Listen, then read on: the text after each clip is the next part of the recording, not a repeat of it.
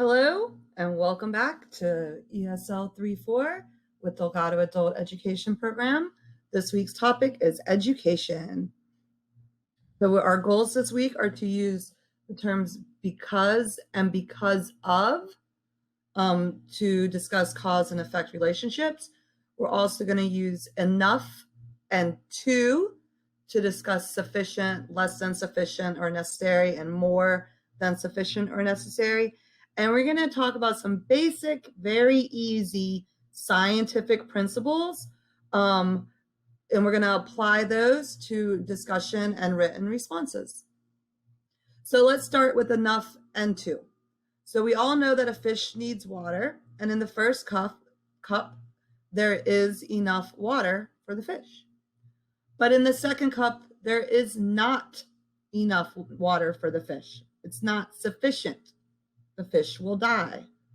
In the third cup, there is too much water, right? And in that middle cup, we could say there is too little water.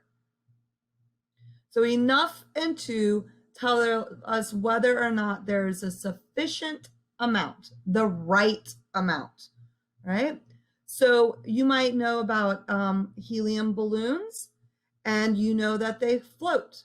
They float if they have a sufficient amount of helium. After they deflate, they will not float any longer, right? All right, so we have some pictures here and some topics for you to talk about with your classmates and your teacher. So we could say, is this girl wearing too much lipstick? Is she wearing more than is necessary? Is she wearing enough lipstick? You know, what do you think? Also, you might know a little bit about tires and air pressure. How much is the right amount? If you have too much, it's bad. And if you have too little, it's bad. We want to have the necessary amount, the right amount. Discuss these with your teachers, right? So we're going to look at some images. And as usual, we will have the image. And when you're in the slides, when you click the button, some sample sentences will come up. But it's a good idea for you to make up your own sentences before you look at the sample sentences. So I won't read them here for you. What about this guy? What's going on here? What sentences could you use with the word enough or to? Right? Make up your own scenario. What about this? We have some plants, right? On this one, we will show, because they're fill in the blanks, what do plants need to grow? What is necessary for plants? They need enough. You know the answer. And if you don't give a plant enough, you know the answer. Or if you give a plant too much or too little, what will happen? Use these sentence frames to talk with your classmates and your teacher. The last thing we're going to do before intermission, we're going to try to go a little faster than usual today, is discuss the words because of and because, which your teachers will be covering with you. You can start sentences with because of or because. And the way that it works is that because of is mixed, either is followed by a verb or it's followed directly by a noun that is the cause of the because of. It's a little confusing. I'm gonna let your teachers get into it with you. But the regular because is very straightforward. You're already pretty familiar with this. So I think the because of is just an add-on. It's an extension of what you already know. So because body lost money, right? A subject, then a verb. Because this, then that, right? So we know that setup. We're just taking it a little bit further with this because of phrasing. So your teachers will talk more about that with you and share some additional resources to get a good understanding of this concept, which can be a little tricky. But just to warm us up, we have a chart of the most popular questions that are answered on Google. If you don't know the answers, you can Google the answers. And so these are the most popular questions, which you probably already know the answers to. And so we thought this would be a good place to start. So we might say, So we might ask ourselves, why do dogs eat grass? Or you could Google the answer. Dogs eat grass because it helps with their digestion, right? It helps, subject and verb. Because of the help it gives to their digestion, dogs eat grass. Those are harder. Your teachers are going to work with that. The best way to do it is to start with the simple because statement and then rephrase for the because of statement, right? And you can think of all sorts of other questions that you might want to ask yourself and your classmates. These are just some ideas. All right, so we're going to take a pause there, talk amongst yourselves and with your teacher and your classmates, and we'll be right back with part 2. All right, welcome back to part 2 of education. As a review, we'll continue to talk about the terms because and because of, the terms enough and to, and we're going to focus on tying this all together by talking about basic scientific principles and applying those principles to discussion and written responses, right?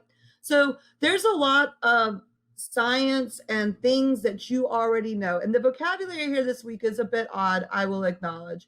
But we thought, what are all of the basic types of education you might receive? And that's where this first vocabulary list came from. So we know from last week, people have learned many things in their schooling, and these are some of the things that you might have learned, right? And so we have here some example sentences using the terms because or to or enough. And you can also try to make up your own sentences. And one of the good things to do is if a sentence has the word because in it, see if you can't rephrase it. So we've done 2 of them for you. So we study science because we want to understand the world. Because we want to understand the world, we study science. It has the same meaning, but we've just rearranged the sentences, right? Here's another one. Because of human biology, most people have 10 toes. Or you could say, most people have 10 toes because of human biology. There's your noun, right? So it's a little bit tricky, but practice rearranging them and saying them in different ways and maintaining the same meaning, right? And there's just a couple more. As usual, we're not going to read them all to you.